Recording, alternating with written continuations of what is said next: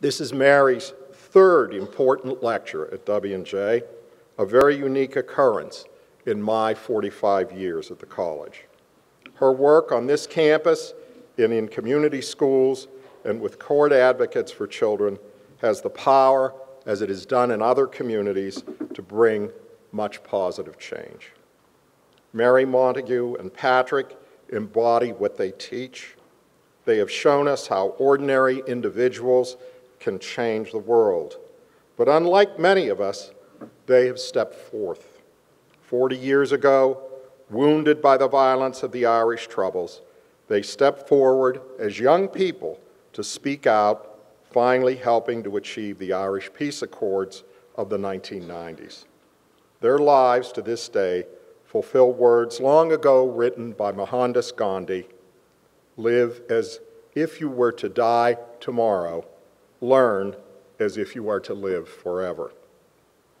Along with their own children, Mary and Patrick raised 40 foster children traumatized by the violence in the north of Ireland. Mary's peace building begins at the grassroots level with women and families who have suffered the grief of deaths, with small business owners who have lost their livelihoods and face starvation. After the Irish Peace Accords were signed, through the experiences she had learned, she founded the nonprofit Tides organization that has since trained 2,000 people who work for peace. She herself has mediated troubles in the Balkans, Pakistan, the Sudan, and Afghanistan. One of the 30 members of the Global Peace Forum, Mary Montague has numerous international peace awards and nominations.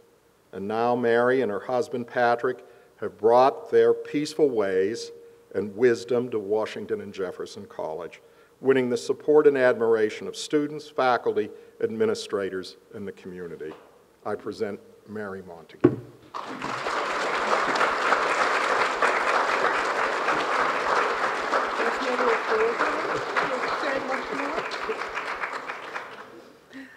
And now, how do I follow that? Each time he does an introduction, he says a little bit more, and I get a little bit more nervous. So please excuse me if I am a little bit nervous tonight. I want to thank you all very, very kindly for having me speak again here at Washington and Jefferson, but also for all of the people from other parts of, like Pittsburgh, etc., a bit further away, who have come here this evening. I want to give a very particular welcome to all the students, because what I have learned about Washington and Jefferson is that our students are really hardworking. And for them to give up an evening and be in this room tonight, I know is quite a sacrifice. So I want to thank them, and I want to express my gratitude to them as well for the support they have offered me as I settle into a very different role than I've ever held before. So thank you, students.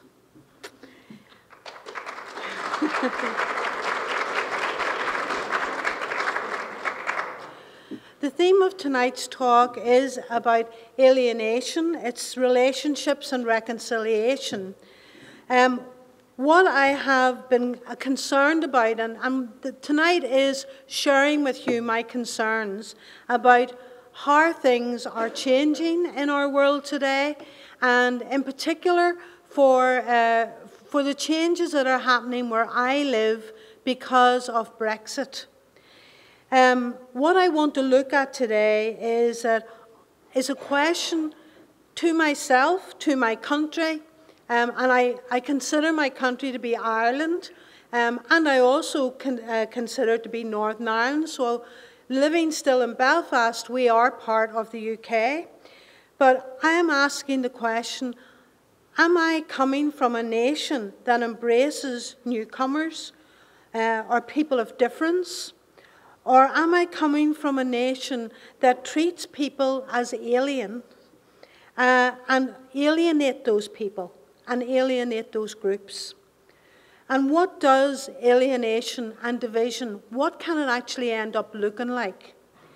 Because what I would invite the world to do is, if they want to know about division and alienation, is to learn from the lessons in the north of Ireland, in Northern Ireland. And let's have a look at what division did do to that little tiny part of the world. I want to try to do this as much visually as anything else.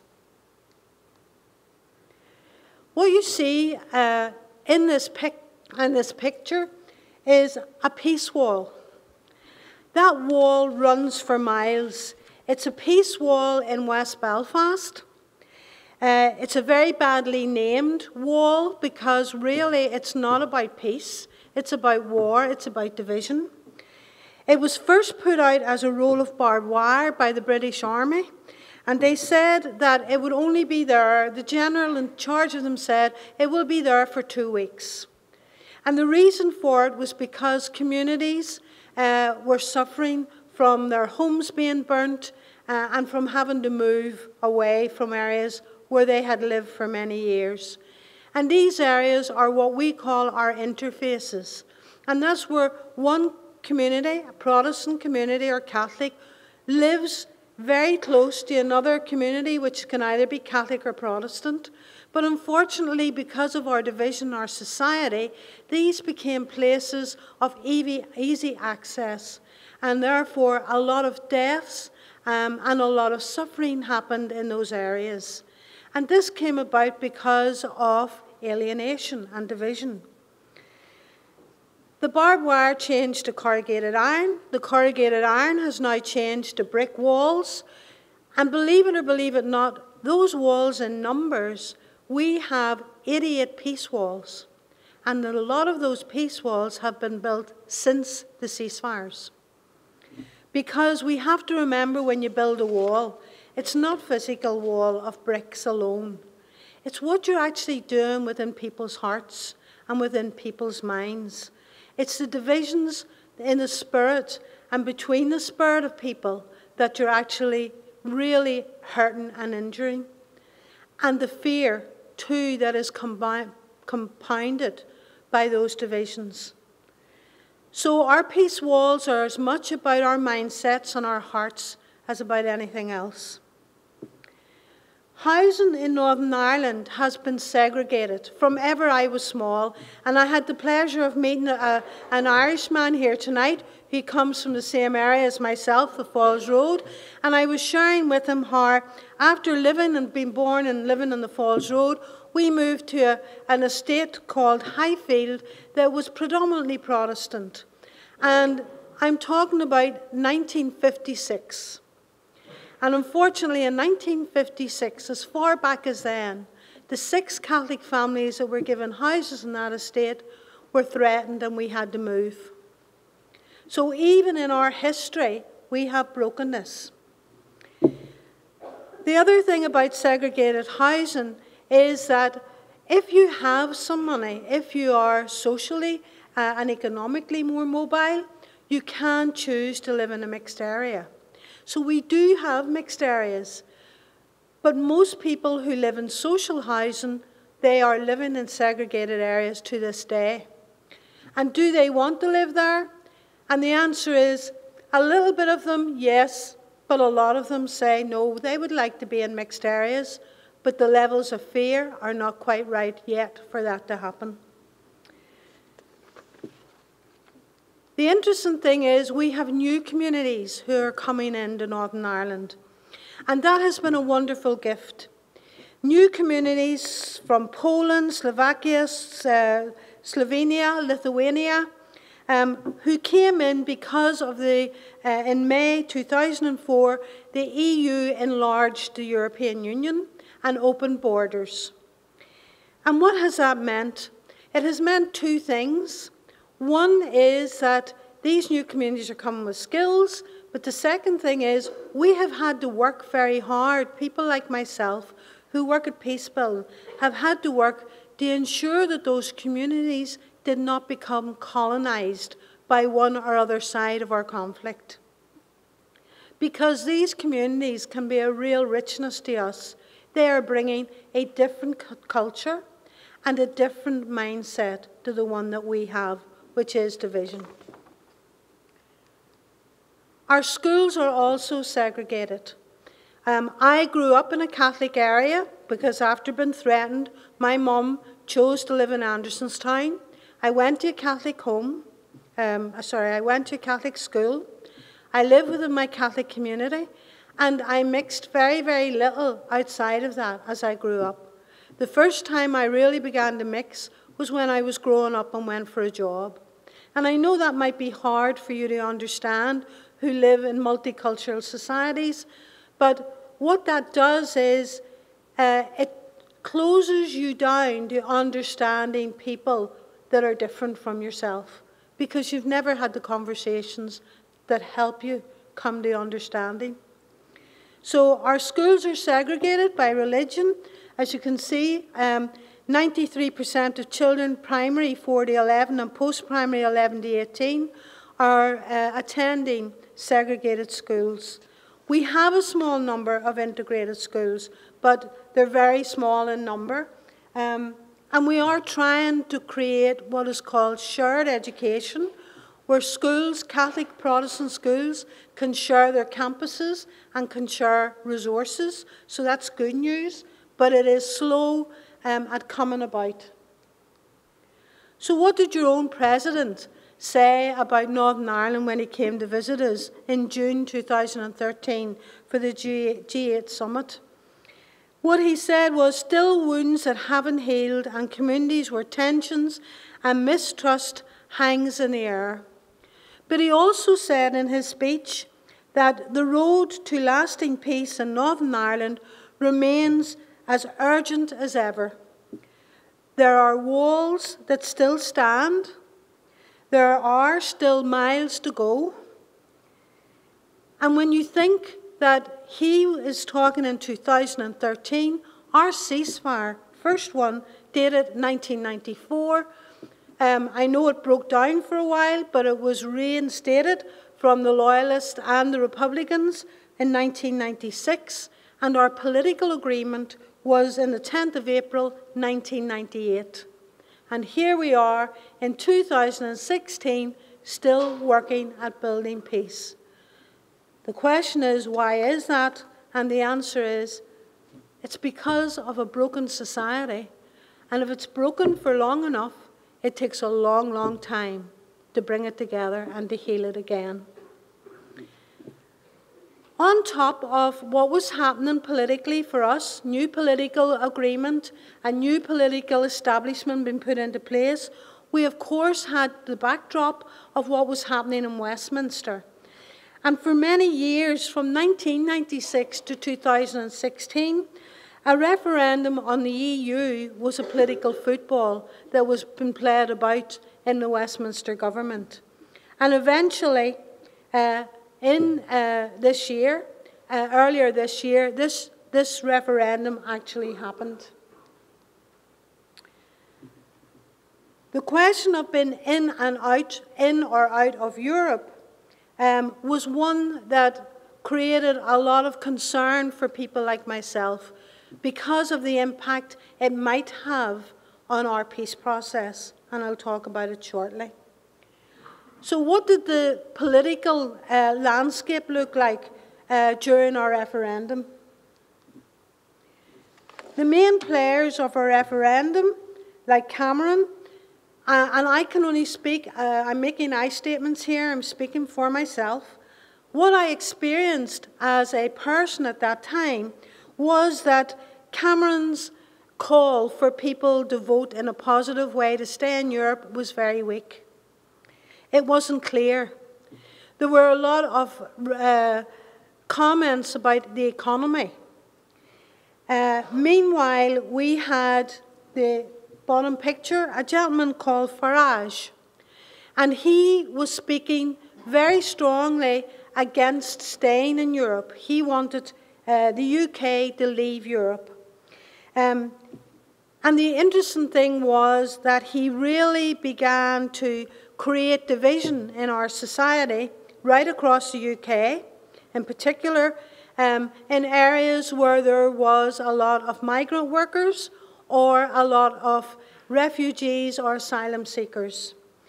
And he actually, towards the end of his campaign, he unveiled a van poster showing a line of refugees with underneath it written the slogan, "Breaking Point," to drive home the message that there was really no room for people to come onto the island, either Ireland or Northern Ireland or other parts of the UK.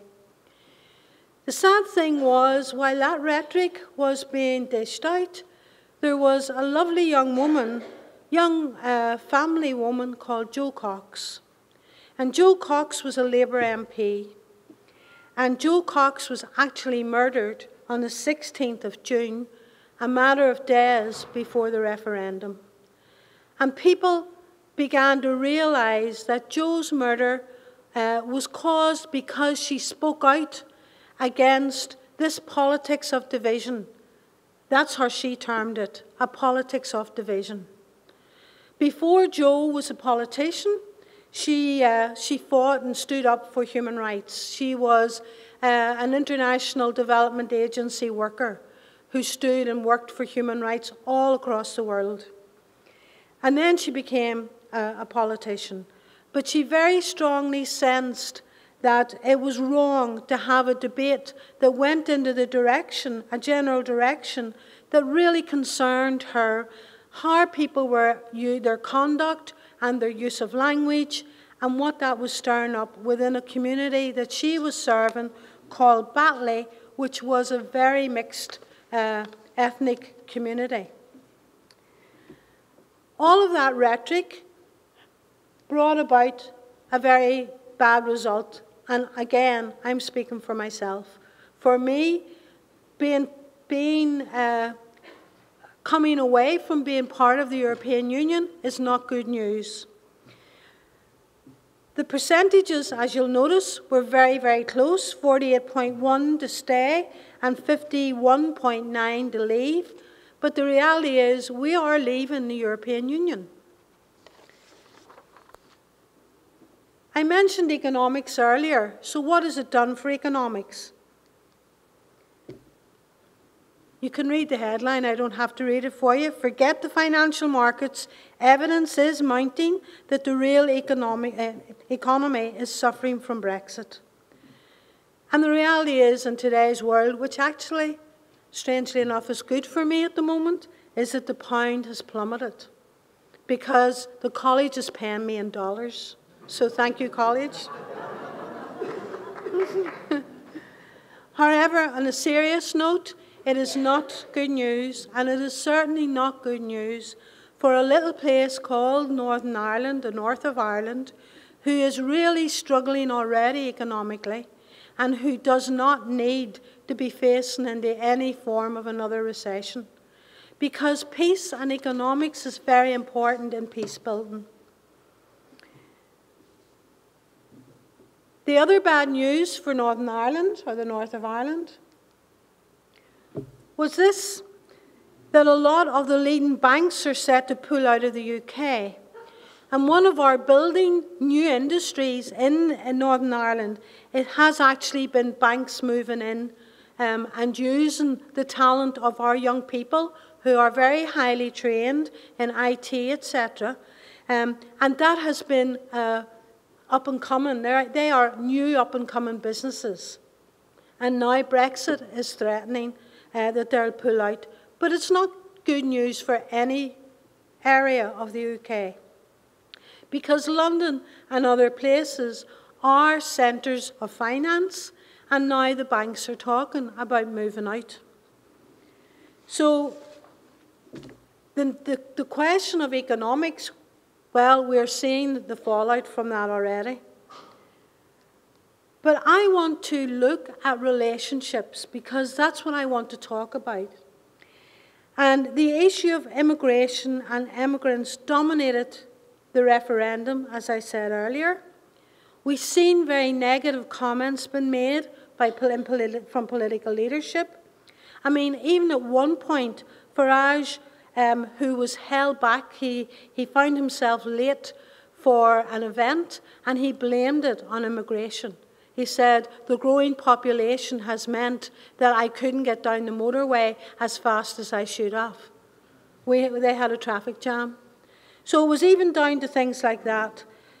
Also, during the campaign, there were posters and speeches that made people feel very fearful about ISIS. Because what they were saying was that refugees flooding in to the UK, ISIS was going to use that as a cover to come in to the UK and then carry out acts of terrorism. But if anybody was here just after Easter when I spoke about terrorism in the 21st century, the sad reality is that some of the most recent attacks across Europe and within the UK itself have actually been from people who grew up and who are second generation from immigrant families and from refugee families. So they are not new refugees coming in. They're actually people whose families have been there and are settled families for many, many years. The Archbishop Justin Welby was very, very concerned about those statements. And he actually took quite a strong stance and made a public statement saying that to increase people's fear for political gain and any type of conduct that leads to division, that this is absolutely unacceptable. And he made that as head of the Church of England.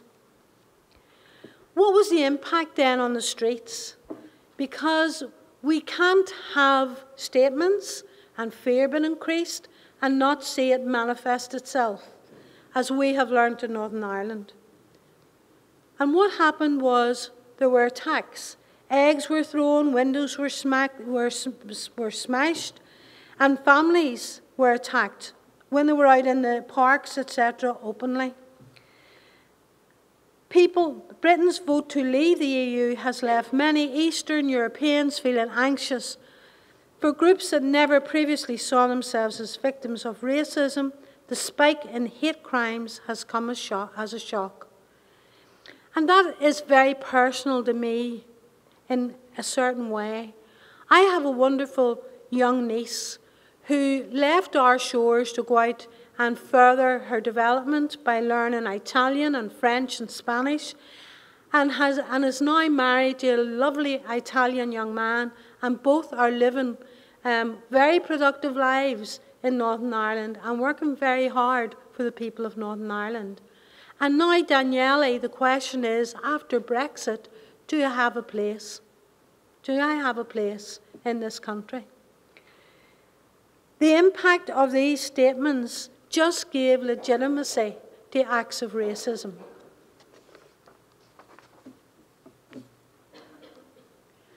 And I'm just going to leave you with a visual of what that looked like. This was an attack, and it was a shop that was burnt out.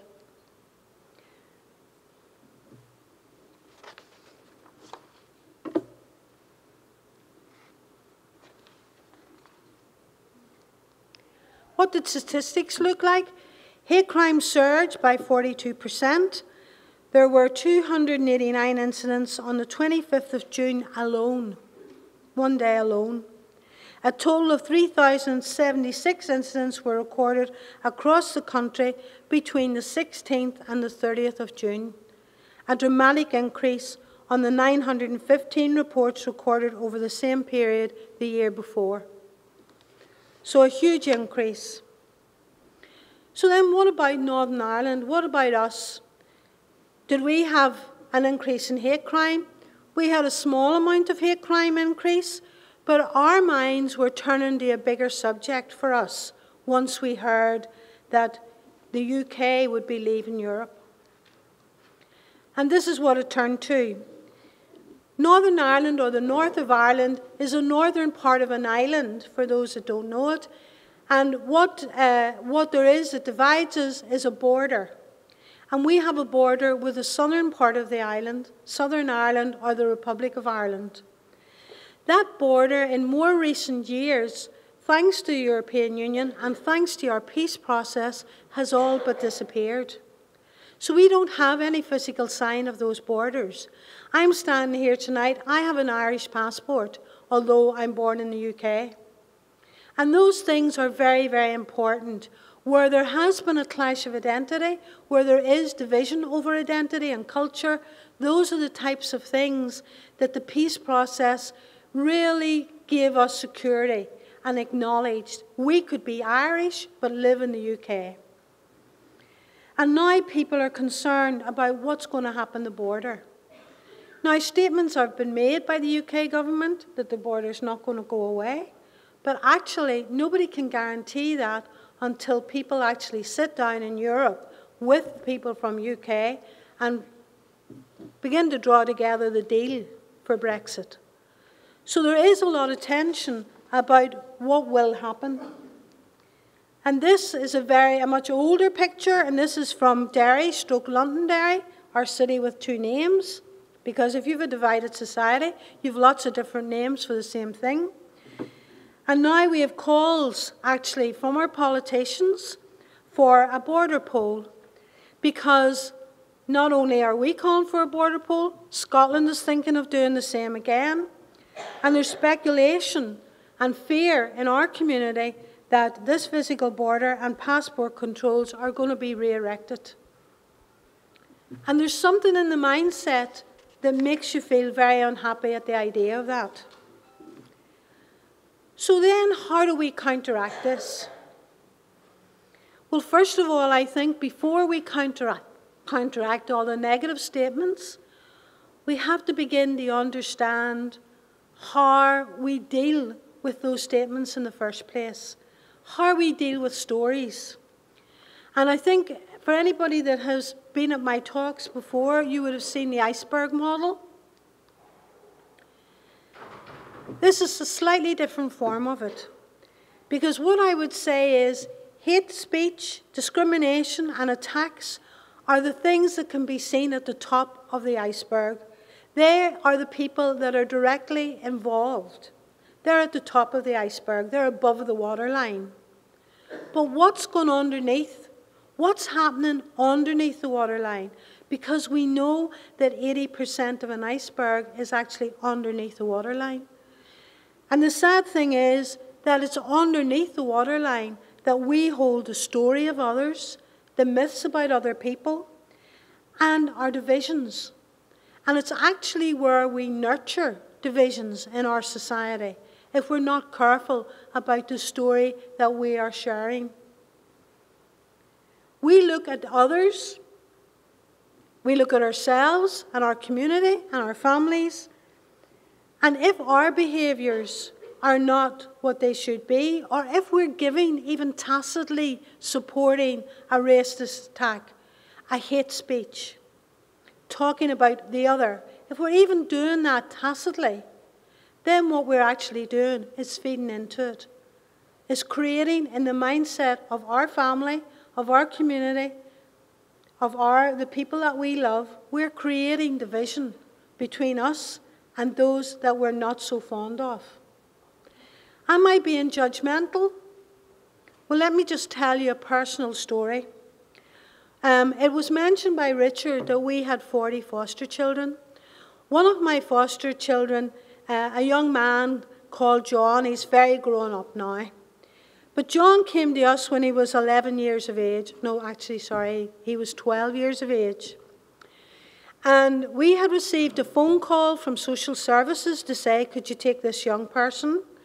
And I said, certainly, we have room, yes. I was peeling potatoes, because an Irish mother always peeling potatoes. I was peeling potatoes when the doorbell rang, and my 6-year-old daughter, she's now in her 30s, over 30, well over 30, she went to answer the door. And I heard her say, are you John?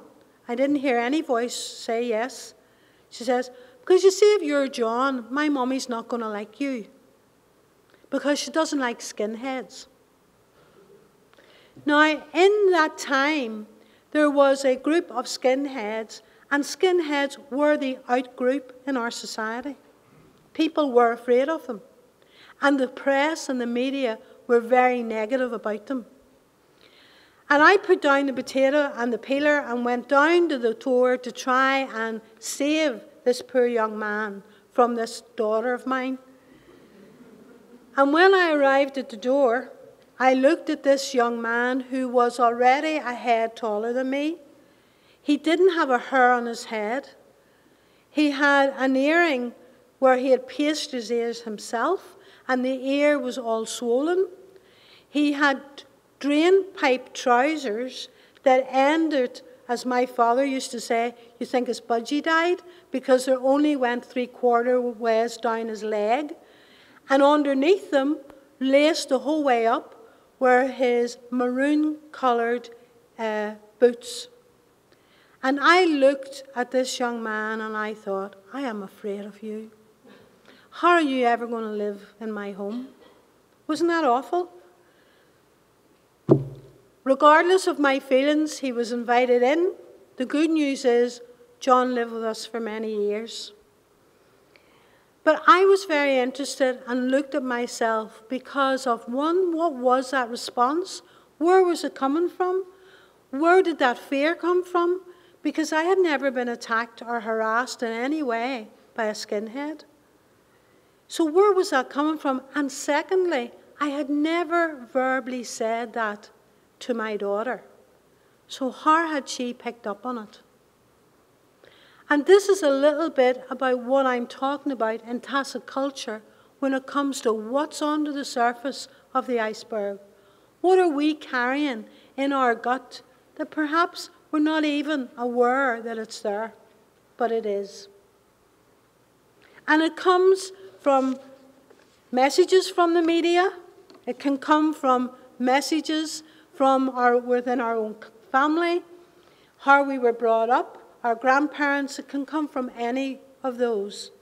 But one of the strongest sources of the message about division can very definitely come from the grandmother. And I learnt about that in the Balkans. Because the sad thing is that when I worked with the combatants in the Balkans, right across the Balkans, Kosovo, Bosnia, Croatia, and they were all young men. And they would say to me, oh, we do this every 50 years. We fight like this every 50 years. And I said, but you're only 30. How do you know that you do this every 50 years? And their answer was, oh, our grandmothers told us, always be careful. Don't trust the Croat. Don't trust the Bosniak. Because remember what they did in the First World War. Or remember what they did in the Second World War. And people grow up with those stories. And I grew up with a story of division. My mother and father never told us not to like Protestants. But we were, and we did know, that there were subjects and conversations that we would not have with a Protestant person. We knew that. Nobody told us that, but we grew up with that knowledge. But of course, if we're going to build relationships, we have to get past that.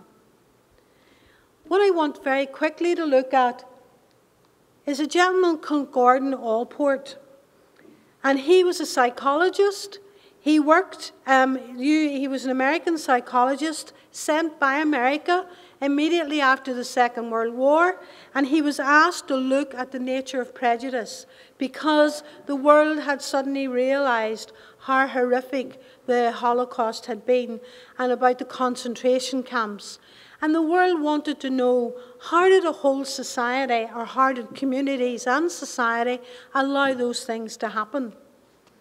So Gordon Allport put together his scale of prejudice.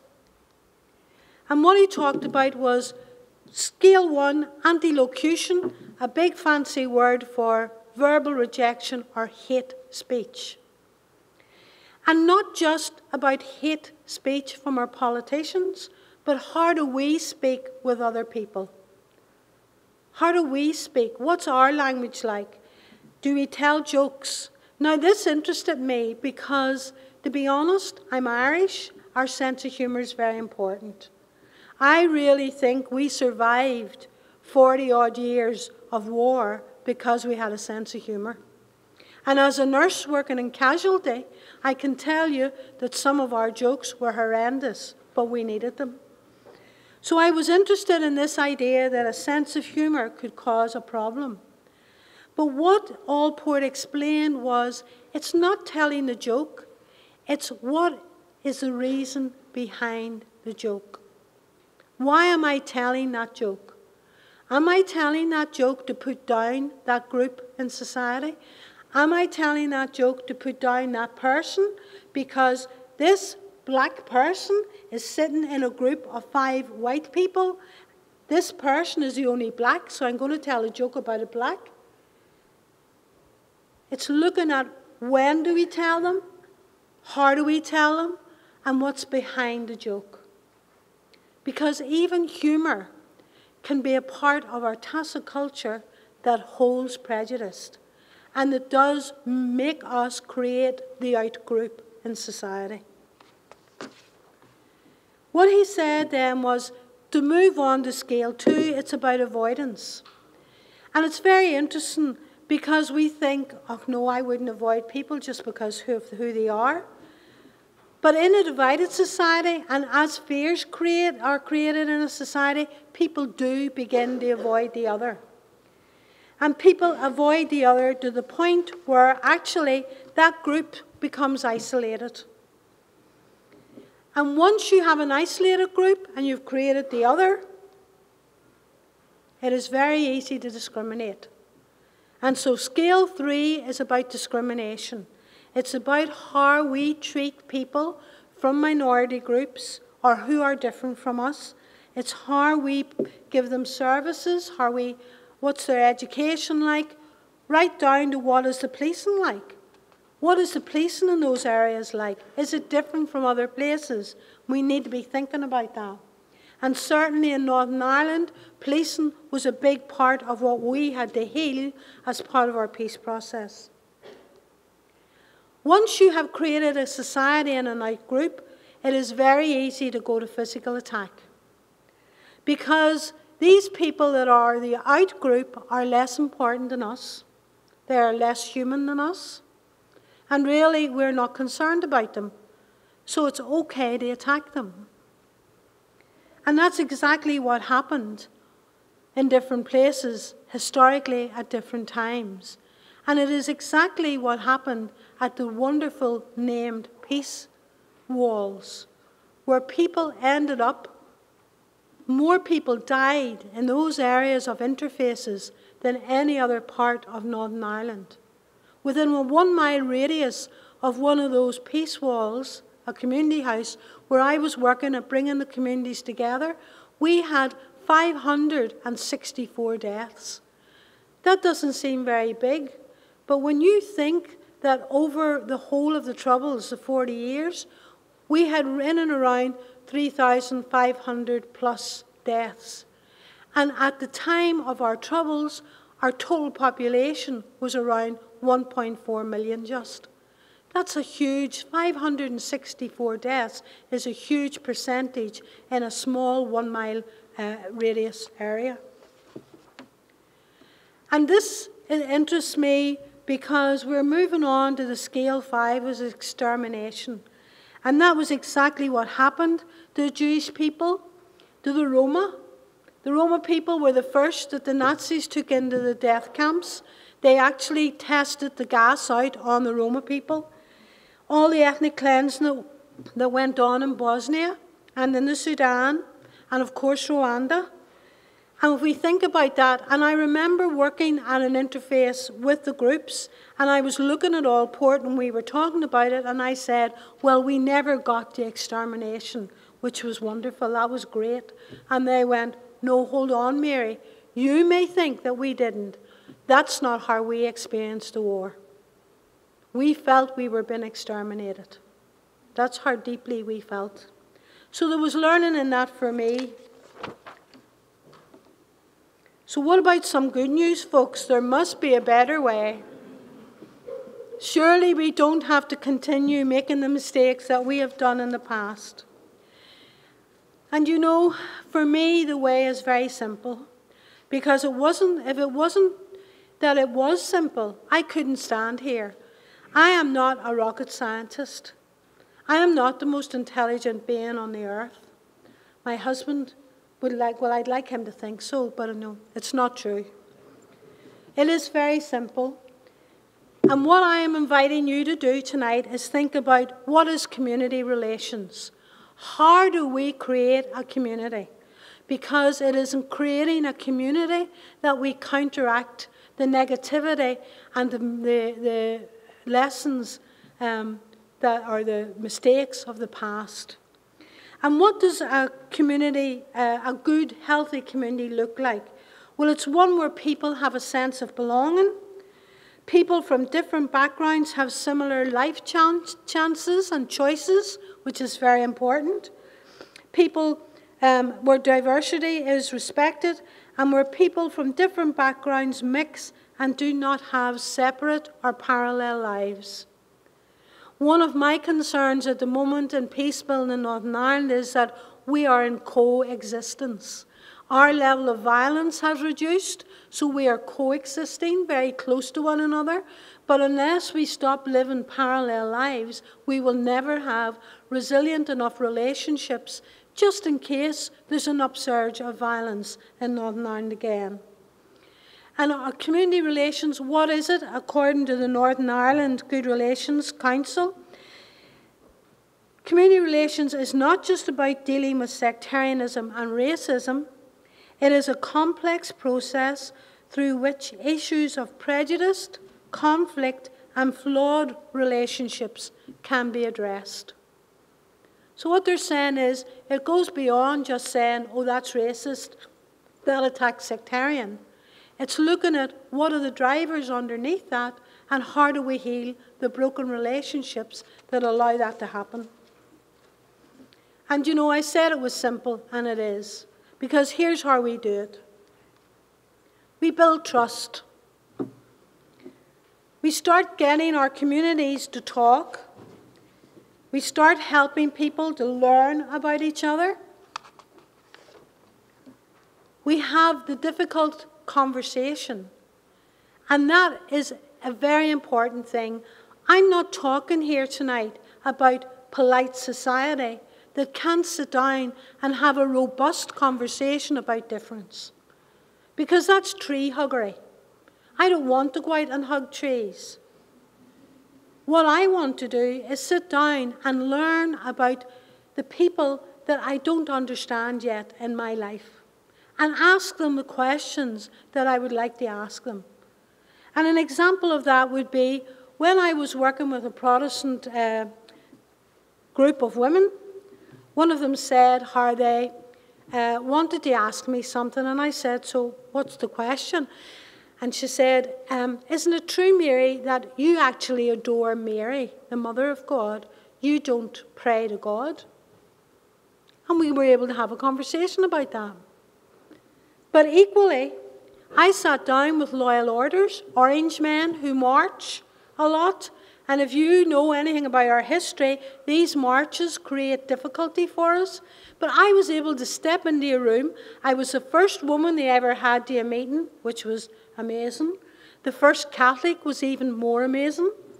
And these men were able to talk to me about their culture. And I was able to ask them, but why is it you want to march where people from your community background no longer live? Now, there's a lot of Catholics who would love to have been in that room and would have loved to have asked that question. And I got a very clear answer, that these men see this culture as something that's so deeply important to them and to their religious beliefs, that they feel that people should understand when they march, it's not about putting down the Catholic community, it's about saying these are our religious beliefs. Because they came from a very religious side of the Orange Order. Now, the good thing about learning something like that is you don't keep it to yourself. You go into your family and you tell them. You go into your community and you talk about it. And eventually, you're hoping that the new friends you've made will meet the friends that you've had for a lifetime, and that you can have the same conversations. And it's as simple as that. It's about transformation. It's about listening and being open to change and being prepared to be changed. And I'm saying that deliberately. I need to be prepared to be changed because I carry prejudice. I need to be prepared to be challenged and changed. Interdependence. It's about recognizing that I don't live on an island. Well, I do, but I don't, because there are lots of other people on that island. Some I understand and some I don't understand. And I cannot afford not to understand, because I need them. I need the other. We are interdependent. If I were to drop dead or to bleed to death, or when I nursed, when people came in the Guernseys, or, when they were wheeled into casualty, nobody ever asked me, are you Catholic or you're Protestant? They just wanted me to be the nurse that I was and to do a good job. Interdependence, we have to acknowledge that we need one another. And then diversity. And this is nice. The beauty of the world lies in the diversity of its people. The reality, diversity is very difficult, because diversity does challenge us. We have new cultural celebrations in Northern Ireland. We have skills coming back into Northern Ireland that the people of the north of Ireland lost many years ago. We have new innovative and entrepreneurial businesses that these newcomers onto our island are bringing with them. But equally, it is difficult. It's difficult if the one house that's for sale in a street, or the one rented house that has become vacant, is given to a person from a new community, while you know that there's a family living in that street who are waiting 2 years on their daughter getting a house. That's where things become complicated. It's not tree-huggery anymore. It's conflictual. And the answer to that is, let's look at our policies. Let's look at our procedures and make sure that in our embracing of diversity, that we have equity. And I don't mean just equality. I want to draw your attention to the little person who at the far side under equality is given the same amount as everybody else, but he still can't see. So he has to be given twice as much. Because equality really means that we need to meet people's needs. And we need to have policies and systems that safeguard the rights of everybody. Not just our newcomers, but the people who are already in your country. The rights of all are being honoured. And for me, as a person, I have to take responsibility for other people's rights. I cannot just afford that I be concerned about my rights. I have to be concerned about your rights, because you are a member of my community, of my country, and I have to be concerned about your rights. So it's taking responsibility for the rights of others. And if we do that, it brings about sustainability. It brings about, and the lovely picture states it, sustainability is about ensuring a better quality of life for everyone now and in generations to come. These things give life. Sustainability is about giving life.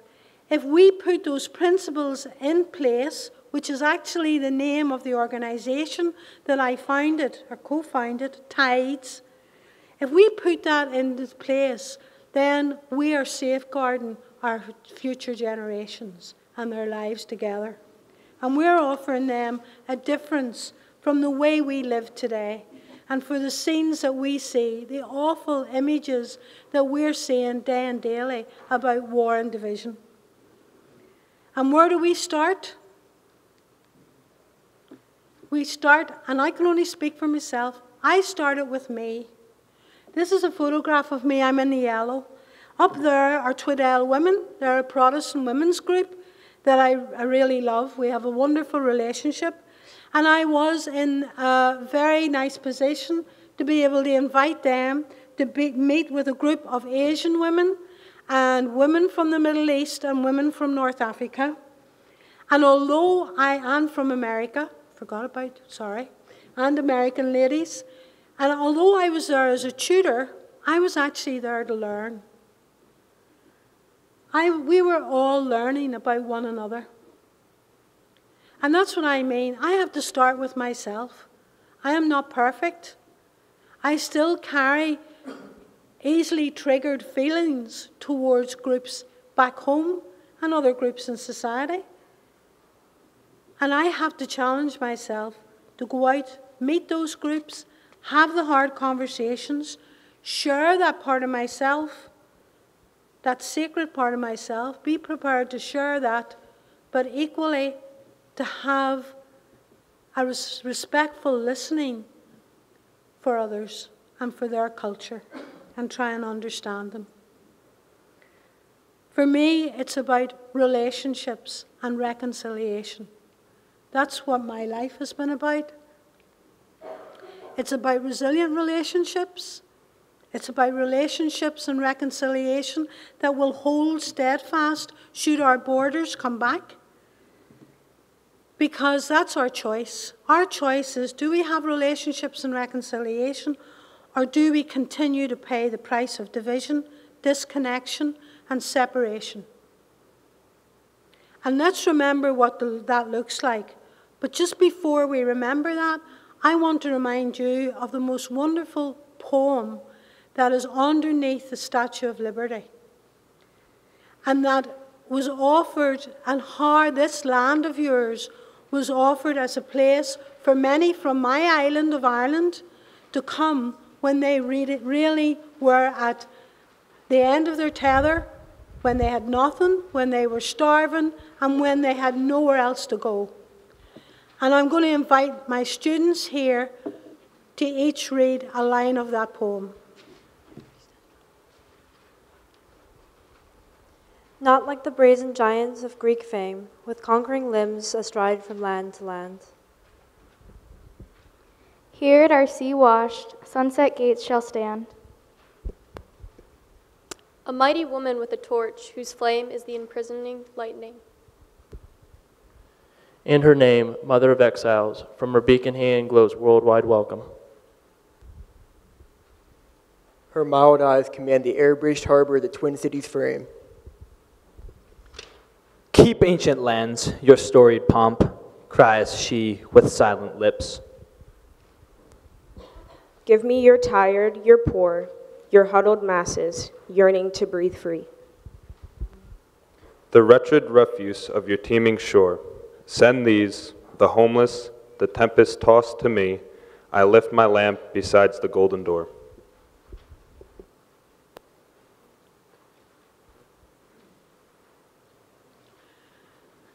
Thank you very much. I just want to share another thing with you. You will notice here now that we have empty chairs. These empty chairs are a real symbol for me. I had the privilege of taking combatants and ex-combatants from Northern Ireland to Krakow. And when we were in Krakow, we went to visit the ghetto, the Jewish ghetto in Krakow. And just outside the ghetto is a memorial to the people who died in the ghetto. And it was simply a set of bronze chairs that were sitting empty. Empty chairs, death and violence is the price we pay if we continue not to learn from the lessons of our past and continue to make the same mistakes. Folks, I'm going to leave you now with a little bit of lovely, beautiful Irish music that I have a really deep love for, and some images of what we are living in at the present.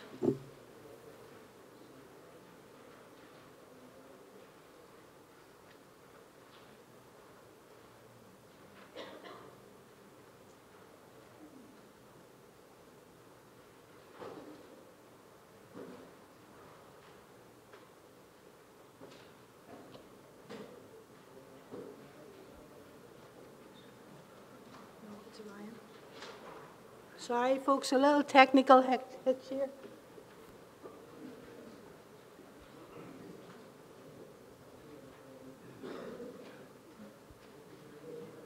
No, it's not going.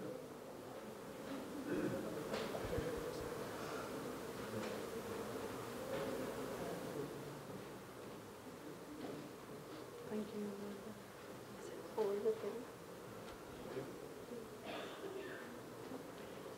But this isn't going on.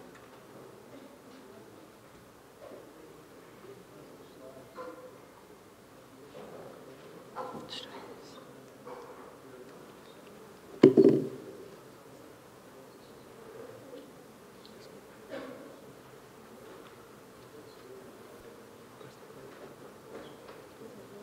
That's it now, is it?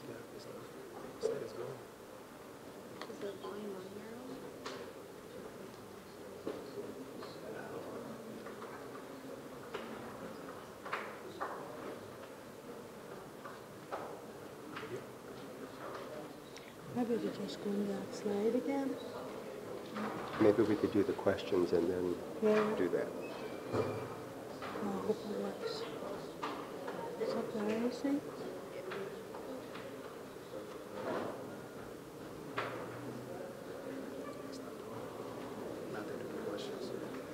Okay.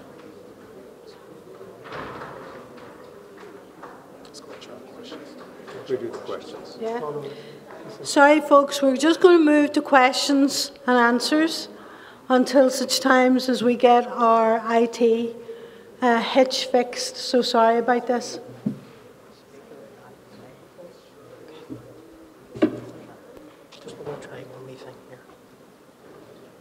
It's still not coming out here, though. It's not playing out of the...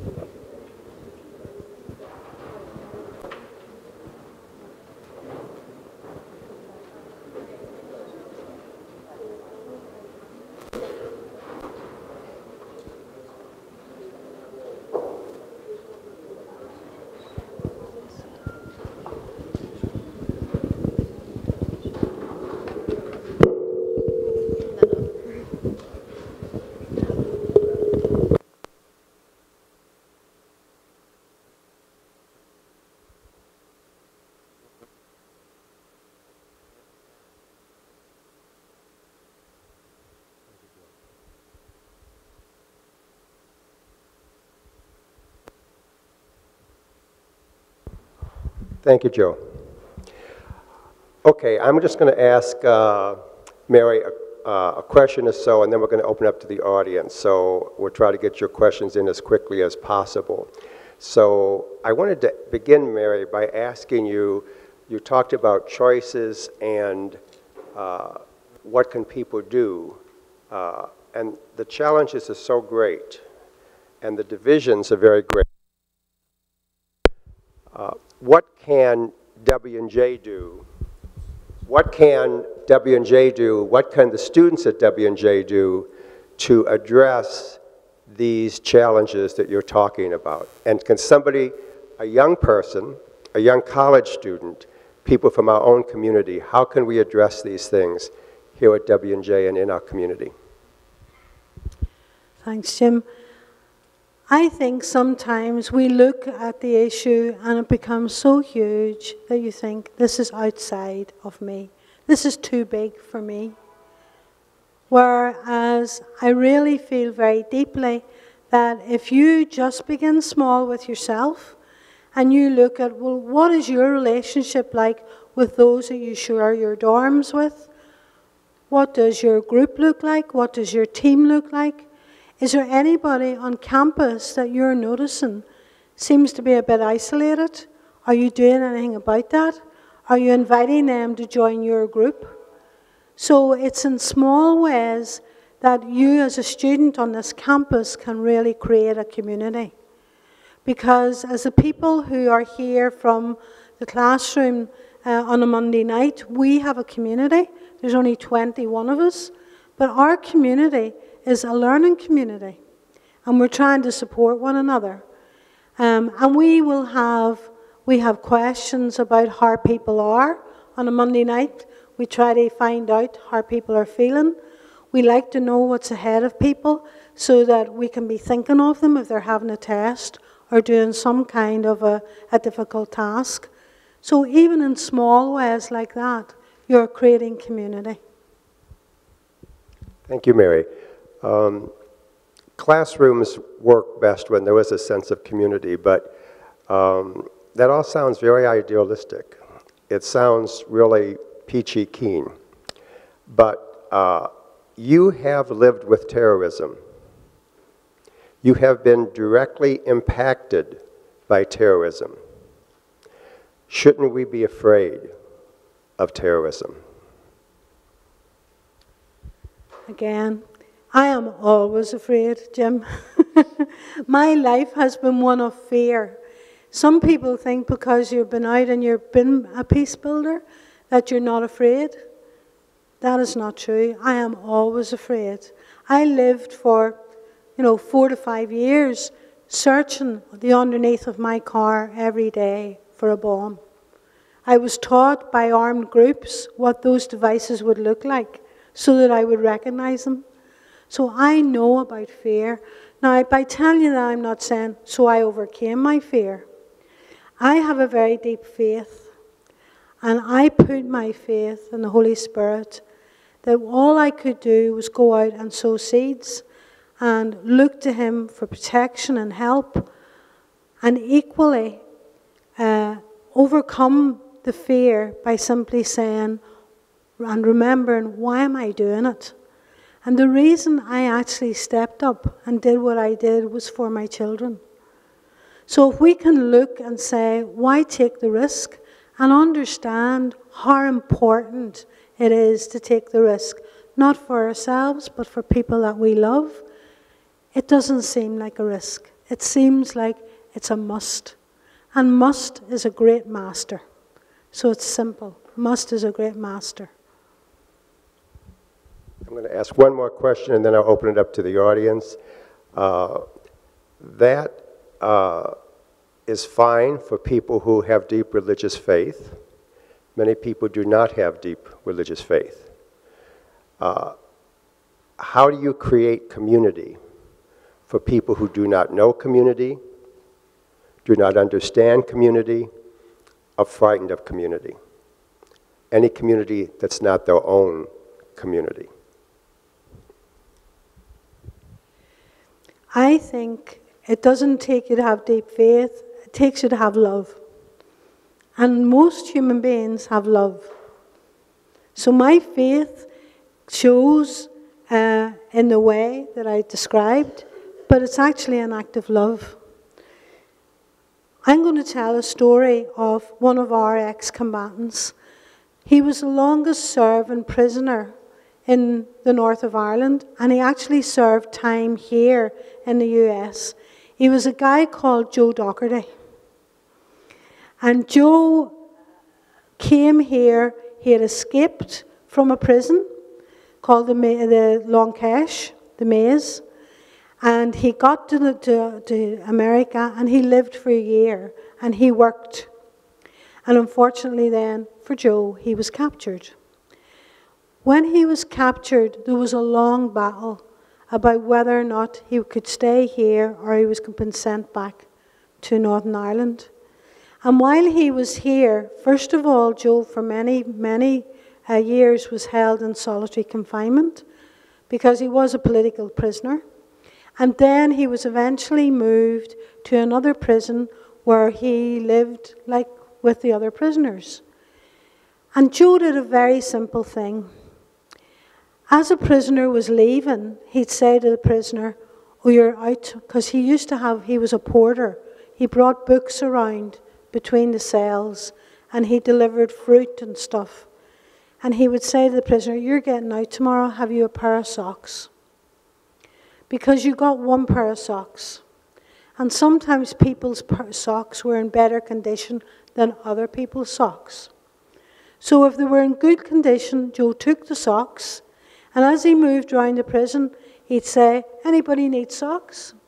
And he'd give out the socks. pieces of fruit. Some people eat oranges, some people eat apples. Whatever people didn't like, he took back and he gave them the opposite, and he shared that out. And what Joe was doing bit by bit was he was creating within that prison a community.